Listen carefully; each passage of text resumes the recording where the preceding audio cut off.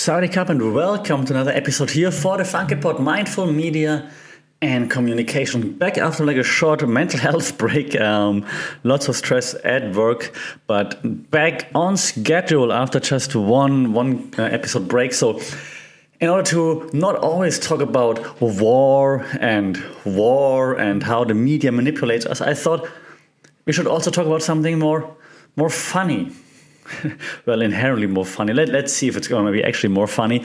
Of course, still from a media studies point of view, but as you might know if you follow the podcast a bit more closely or the social media around the podcast, I'm a big comedy fan, a big stand-up comedy fan, and I thought, hey, stand-up comedy is still booming while my cat in the background is destroying the Christmas house. And yes, I set up a cat Christmas house. Come at me. Maybe I should have like a cat episode at some point again too. But back to the comedy episode. So comedy, right? A big part of what I like, my passion actually. I'm German, so I'm just not funny, but I still enjoy watching comedy. So here's a podcast episode, Funk It, Mindful Media and Communication episode about comedy, stand-up comedy in particular. Okay, so in this episode, I try to put like the spotlight on the jesters of our modern day and age, so to speak, right? The stand-up comedians. So for me, stand-up comedians are pretty brave souls, to be honest, because they step onto the stage armed with nothing but a microphone. And sometimes as a uni prof, I feel very similar in class, just way less funny.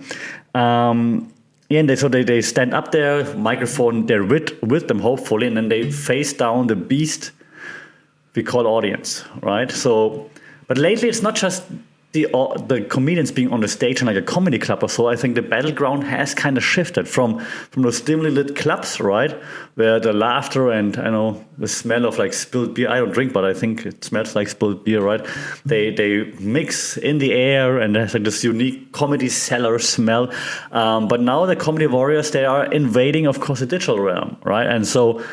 And not just invading, it's the wrong word. I think they're conquering it, actually. And they're forming it, to be quite honest. So let's look at the stand-up's journey from like stage to screen, okay? And to do this, we started with a little bit of history, okay? So because stand-up comedy, as we came to know it, evolved from like those different traditions, right? Including like those vaudeville monologues, right? That we all know. But what was once like a live, like an ephemeral experience, if you will, has transformed into like a staple of our on-demand entertainment diet, right? So the early TV era brought comedy into the living rooms, right, with the late night shows and stuff like this. But there was like a one-way street.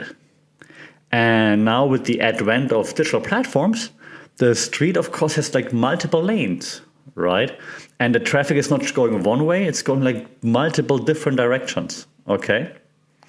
So the audience is no longer just passive, it's an active participant, right? That's why in media studies, we talk about the active audience, okay? Because you like, you share, you comment, so you even can help shape that comedy narrative, like where are the comedians going with their punchlines and so on, right? So it's very, very active now.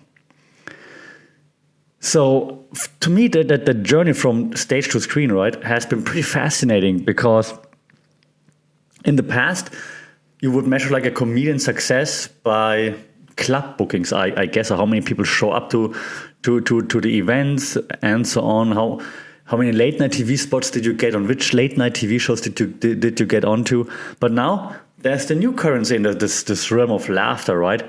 Online views, follows, interactions, engagements, and so on. So comedians have turned into content creators, actually, and their sketches and their quips like are dissected into like those bite-sized pieces that are just perfect for the short attention span internet age, right?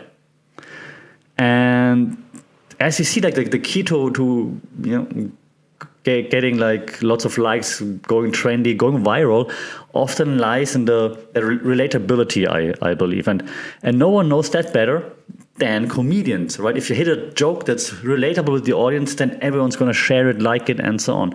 So those, what I said earlier, those modern day jesters, right? They poke fun at our collective experiences, and in the process, they become like what I want to call like a voice of your mind, our inner thoughts. Okay. And the thing is, though, I think that transition has been more than just a change of venue. It's not just taking it from the stage to Instagram, right? It's been a change in the very nature of stand-up comedy itself. And I'll try to explain, right? So the digital stage is pretty infinite. And the audience is super global, right? So a single joke can travel faster and further than ever before. Now, think about Marshall McLuhan, media studies, right? I have to throw it in here and there. So Marshall McLuhan, the global village, right? So everything just travels way, way, way, way faster, way further, but it still feels like home, right? So it's just way easier to travel far. So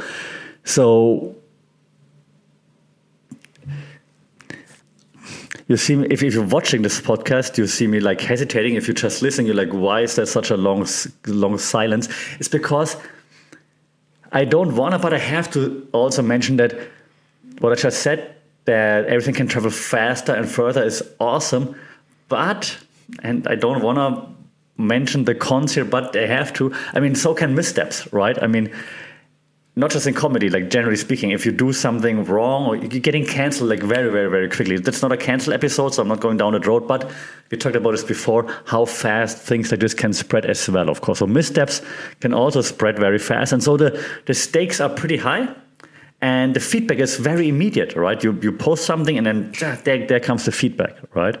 So the digital realm, while being wide open, is pretty unforgiving. And yeah, everyone is very quick to judge, right? So comedians, they have to navigate it with like precision, like a tightrope walker, right? You have to hit like the whoa, but also not getting canceled while making people go whoa. So you're always one step away from viral fame or viral infamy, right? So it's actually pretty impressive for those who make it work. And when we look at like how they do it, right? How the comedians do it, their new toolbox, if you want to call it like that, right? So the toolbox for the modern comedian, I think, is pretty diverse and digital, obviously, right? So take podcasts for example. So they become the new open mics, if you will, right? Every comedian has a podcast, and Joe Rogan told every comedian, you should have a podcast because that's how you can practice stuff, and it makes sense, right? So they test material there, they share stories there, they connect with audiences on a personal level. Podcasts allow for like a long form, intimate form of comedy that's unfiltered, unpolished, and it gives listeners like a backstage pass to the comedian's mind, which is awesome. Problem is, if you repeat the stories over and over and over again. It's also when I teach, like, for example, media studies or digital marketing and things like this. And then let's say someone has a great idea. I tell them, yeah, cool. But you cannot post that same idea in the same form everywhere. Like, don't just because you have like 17 different channels doesn't mean you have to post the same thing on all of those channels. The premise, fine. But net transmedia storytelling tells us that post it in different ways, like use the strength of each medium to your advantage. So don't just post the same exact thing on every medium, because why would I follow you on all those different channels if you post the same shit on every single channel? So post different things on different channels. Okay, premises can be the same, fine, yes, the same framework, great. Yeah, that's cool, so that you can catch me like, oh yeah, I know that point of view, but now it's a different angle or something. So don't post the same thing on the same channels all the time, Brendan Schaub. I mean, comedians in general. Okay, got this out of the way. So the thing is, of course, comedians don't only have their own podcasts, they have their own podcast networks. I'm joking. So comedians, of course, also they guest on each other's shows, right? Like creating a network of comedic content that's like very intricate and also very interconnected, as like a subway map, if you will, like any subway map of a major city. Not Bangkok, because Bangkok we only have 2 lines, but any other major city. So it's like a community that supports and amplifies each other's work, other's voices, and so on. It's like athletes giving shout outs in post-game interviews. Like, how did you perform so well? Well, I have to say that my teammates really made me look good today, and this and that. Yeah, same thing. And this ecosystem, Joe Rogan, and all the others, right, has given like rise to platforms like also Joke World, for example, like a really cool YouTube channel that's kind of like that's dedicated to all things comedy and that serves you up the latest news, interviews, behind the scenes peaks with like the thoroughness of like ESPN in the sports world, right? I think Joke World kind of like it's like the ESPN or the MMA, like I'm an MMA fan, the MMA hour of comedy. That's Joke World to me. Yeah, so great job by Joke World. What he's doing. And yeah, it's like a completely new genre, which is fantastic, right? So that's all thanks to the digitalization of stand-up comedy, which is fantastic. And so I think the impact of all of this cannot be understated, right? So by hosting each other, comedians are able to like cross-pollinate, of course, the audience, like introducing fans to new styles of comedy, new voices in the scene. Like yeah, if you're following Joe Rogan, sometimes you see like comedians that you haven't heard of before. You're like, oh, who's that guy? Oh, he's actually kind of funny. Nice. Like I'm gonna follow him. So that's awesome. Like it's like this synergistic, not a native speaker, synergistic, right? Relationship that benefits like both the creators and the listeners. And that's pretty cool. And in this new media landscape, comedians are both the creators and the curators with like power to shape not just their own narratives, but the culture of comedy itself, because it all changes, right? The way you interact. So they embrace the digital world with their favor, and then like in doing so, they expanded the reach and influence of the stand-up comedy, of comedic art form, even to unprecedented levels. I mean, just look at how many followers they all have. It's crazy and it's fantastic. It's awesome, and that leads me to like my next point, which is like how to monetize that the reach that they're all getting. And yeah, it's the comedy gold rush of the digital age that we're in right now, I think. Like so monetization matters, right? With all content creation. And so gone are the days when the only revenue for a comedian came from ticket sales and TV specials, what I said earlier, right? So now comedians are like savvy entrepreneurs, like monetizing podcasts, YouTube channels, social media presence, and so on. Like they craft their own brands and in the process rewriting the rules of the entertainment industry. Just look at Andrew Schulz of Flagrant, right? A great example. So the gatekeepers of old, like the TV executives, the casting directors, club owners, they have seen the influence like wane as comedians take more control of their destiny, right? And there are platforms that enable them, like I know Patreon, Substack, OnlyFans, and so on. Comedians, they can bypass traditional media and connect directly with the audience. So they can fund their tours, their specials, and their projects all on their terms. And then also release it on their own platforms, such as like what Andrew Schulz did, right? For example, which was great. Louis C.K. did the same thing. I'm German, as you know, maybe, or as you can hear. There's a German comedian, Felix Lobrecht, right now, who does the same thing. So it's not just English-speaking, global reaching comedians, also like local comedians who do it in German, for example. So the audience is much smaller, but he also does it like on his own platform only, right? So it has a huge impact right now. So this paradigm shift has not only democratized comedy, but also has led to a more diverse array of like comedic voices rising to prominence, which is pretty impressive. Yeah, I'm hesitating because I'm just thinking back to come up with some examples. And if you just think back during the pandemic, right, when Andrew Schulz popped on the scene like crazy, and then he's like, hey, turn your phone sideways real quick, right? That was the Andrew Schulz's thing back then. Now he doesn't do it anymore because he's too big now to do those skits.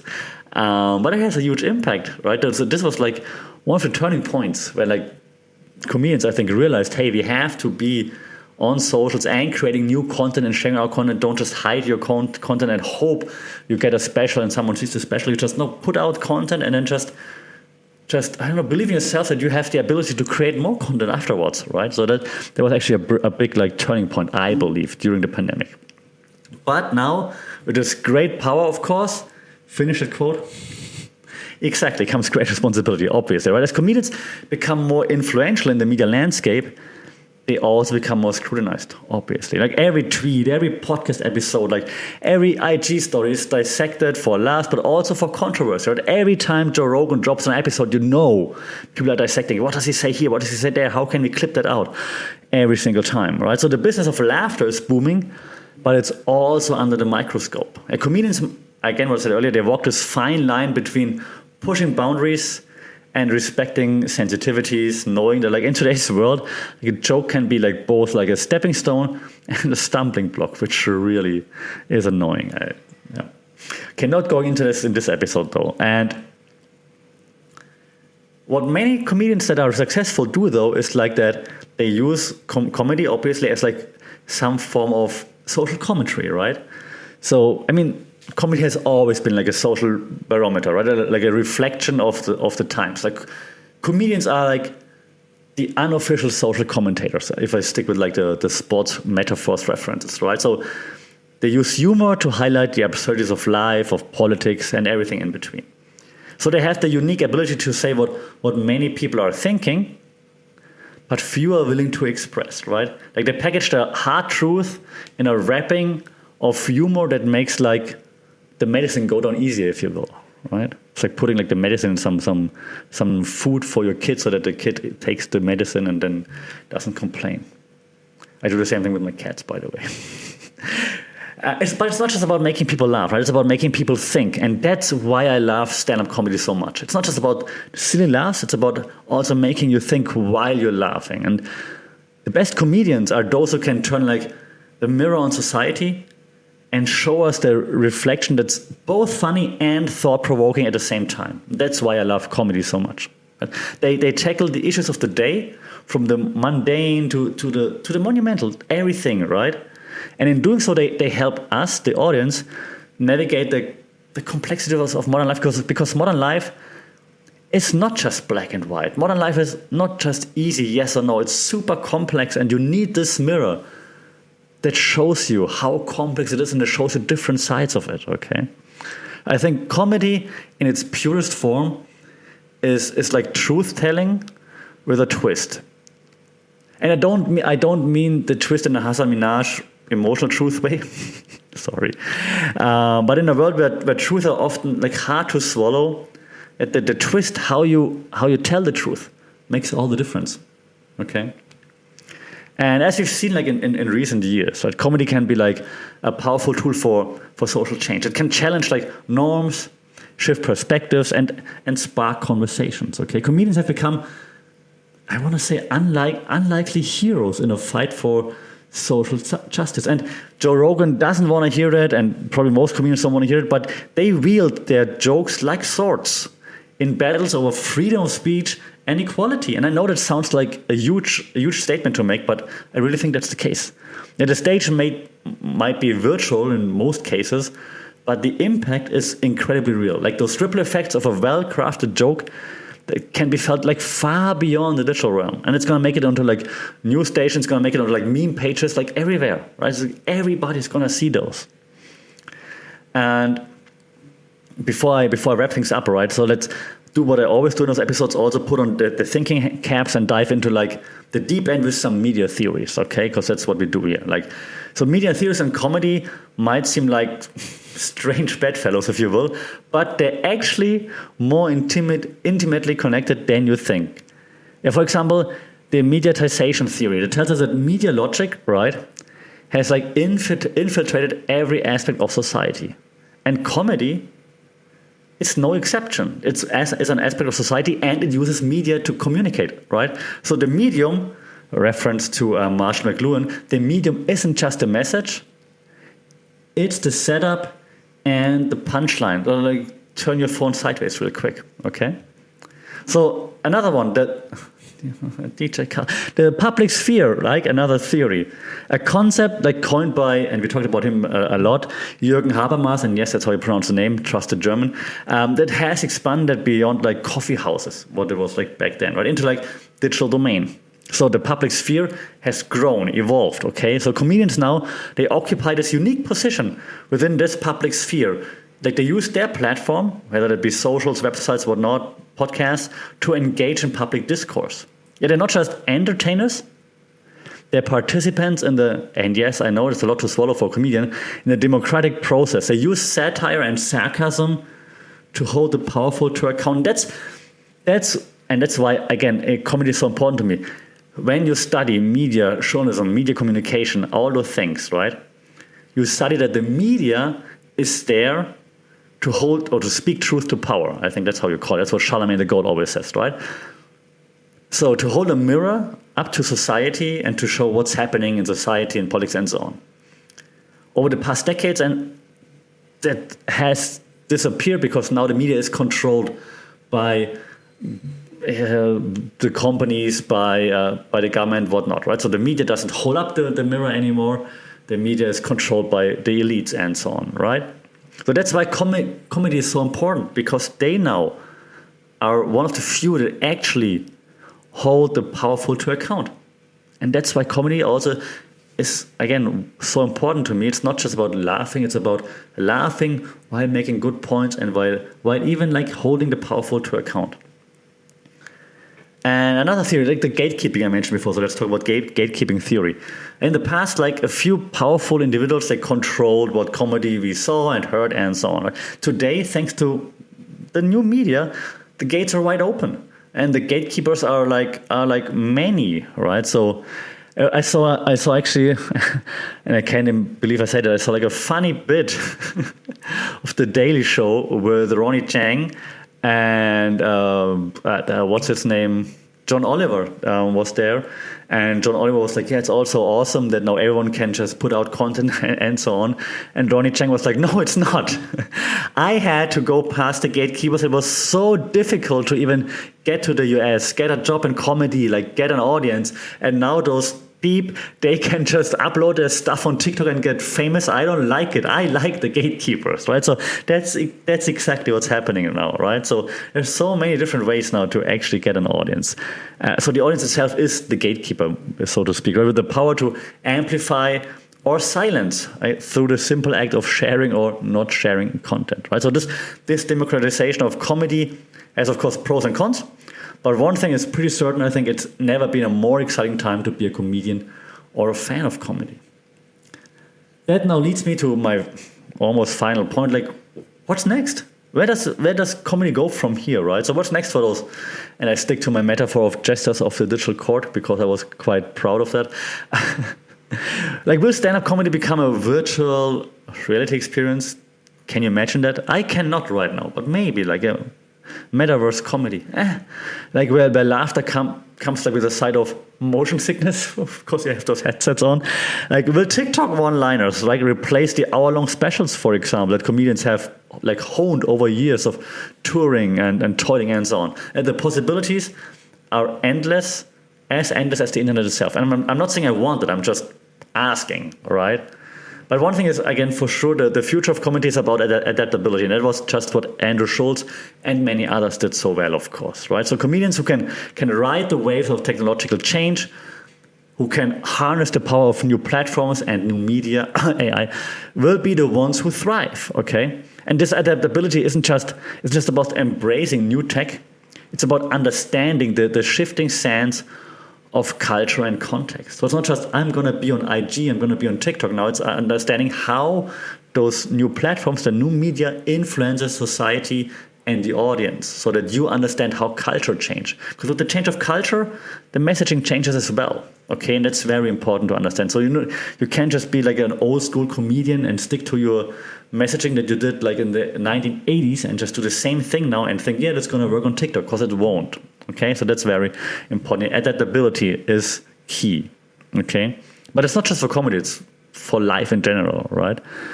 The global stage that we're on right now means like that a joke that kills in, and that's close to home, like in Bangkok, for example, might need tweaking before it tickles in I don't know, in Tennessee or something. It might even need tweaking before it kills in Kuala Lumpur, which is just like an hour away, like by plane, right? And so the comedians who master this global dialect of humor, they will be like the modern day heroes, so to speak, right? The modern day Marco Polos, because they conquered the world, okay? They will navigate, and I stick with examples from around my parts of the world. They will navigate the Silk Road of satire and stand-up. Okay, that's it with the metaphors. I'm going to wrap things up in just a second. But one more thing. In this new world of comedy, media, and so on, right? I think collaboration is the name of the game, and we see this especially with American comedians. Podcasts I think have done more than give comedians a voice. They've created communities, connect continents. They fostered friendships, right? I mean, we see like Bad Friends podcasts, for example. So in the podcast universe, comedians bounce from show to show to show to show. They share laughs, they share listeners.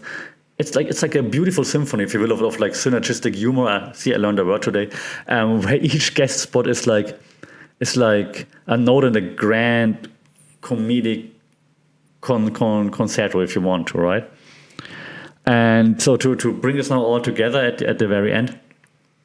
And to add one more thing, because I actually had a class on this. I didn't have a class on comedy, but a class on data, the importance of data. And that just popped to my head that actually data is also very important when it comes to, well, comedy, but also thriving online, right? So if you just look at the comedy as like content that we want to do well, right? The digital age changed where we watch stand-up, but also how comedians crafted jokes, I think. Like, because views, clicks, and watch time inform the comedic process, right? So it's a world where the punchline must not only be funny, but also algorithm-friendly to some extent, right? So the reliance on data has ushered in this new paradigm within the comedy world, I believe. Like media theories like the use and gratification theory, right? Suggest that audiences, they actively seek out media that meets their needs, right? So comedians now have instant feedback on what works and what doesn't. It allows them to tailor their material to the audience preferences. So that's good. However, this can be a double-edged sword, because does the comedian now control the narrative of his, her, their jokes? Or does the algorithm start dictating the comedy? That's an interesting question I wanted to ask. Another theory that I want to throw in there, the two-step flow theory.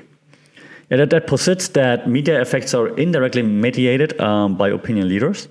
This finds new relevance in this case because in the comedy scene, those opinion leaders are like often other comedians or like influential podcast hosts who filter and amplify content to their followers, right? As a result, a comedian's network can dramatically affect the reach of their content and making peer approval as crucial as audience laughter. So if you're a comedian and you're friends with Joe Rogan and Joe Rogan thinks you're funny and you're on his podcast, you reach a way bigger audience than someone that Joe Rogan doesn't like, for example, right? And one last thing that, while I said this, just came to mind, right? Globalization. Because I just talk about Joe Rogan, all those things, and so I thought, hey, actually, well, it's not just American comedy, right? That I mentioned the German comedian earlier. So in this digital area, of course, it has torn down like geographic and linguistic barriers, right? This global village, as Marsh McLuhan called it, actually really came into existence. And a comedian in Cairo can share love with fans in Canada, for example. There's a really cool comedian in Germany, but he's from Romania. He does comedy in English, actually. His name is Dragos Comedy. Follow Dragos Comedy on socials. Hilarious, like really, really well observational comedy. So that's just an example, right? How the global village comes actually into existence. And what does it mean for comedy, right? It means diversity, exchange. It's like a melting pot of like comedic styles that I think enrich us all, right? So everyone is learning from each other. It also has some challenges to it, though, because cultural nuances and local dialects can be lost in translation. Now, that's the part where I'll make myself unpopular, and because it requires comedians to become adept cultural translators. And Andrew Schulz used to be awesome at that, but I think he's lost it a little bit. Also understandable, because, of course, the more successful you are, the more work you have to do, the less time you have to actually dive hardcore into different cultures. But especially when he refers to my culture, because I mean, that's what you realize, right? Meaning a German culture, he's always off. Sorry, Andrew. And Asian, especially Southeast Asian references are never on point. It's a bit disappointing. But I understand because it's very hard. It's very, very hard to actually get all those dialects and all those cultural backgrounds right because they're so diverse, right? So it's very difficult. And this ties into, but also another theory which is called cultural imperialism theory, okay?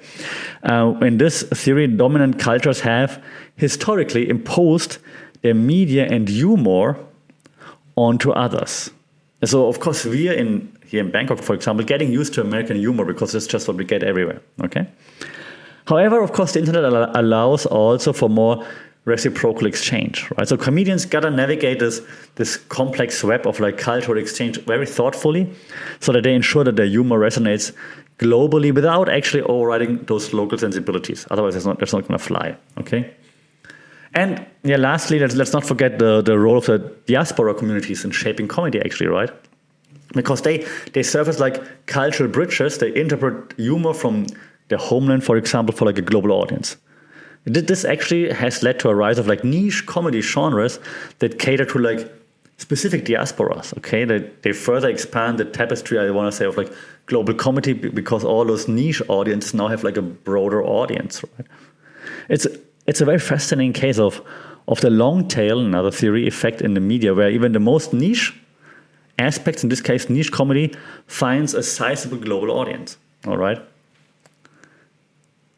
So, yeah, that was now longer than I planned, but you can see how much I'm really into that topic because I think, again, comedy will save the world. That's what I believe, okay? So let's just take the moment to like really appreciate the laughter that comedians bring to your lives. And they are the architects of humor. They're building bridges across cultures, across communities, with every joke they tell. Like in this ever-changing landscape of media, they remind us that laughter is a universal language. And in a world that can like really seem divided, like more often than not, it's a language that we all desperately need to speak more fluently. That's why this episode on comedy and stand-up comedy. That's it for today. So let me know your thoughts as always. I'm curious to hear like who are your favorite stand-up comedians? Do you agree with what I said? Do you disagree? How did comedy save your world? Who are the ones that you follow, that you unfollow, that you want to cancel? Shout out in the comments at FunkelPod on social media, funkelpod@gmail.com. Don't forget to like, share, subscribe, and as always, leave a comment if you can. Have a laugh, enjoy your weekend whenever you listen to this. And yeah, stay safe, take care. We talk soon. Sawadee Krap.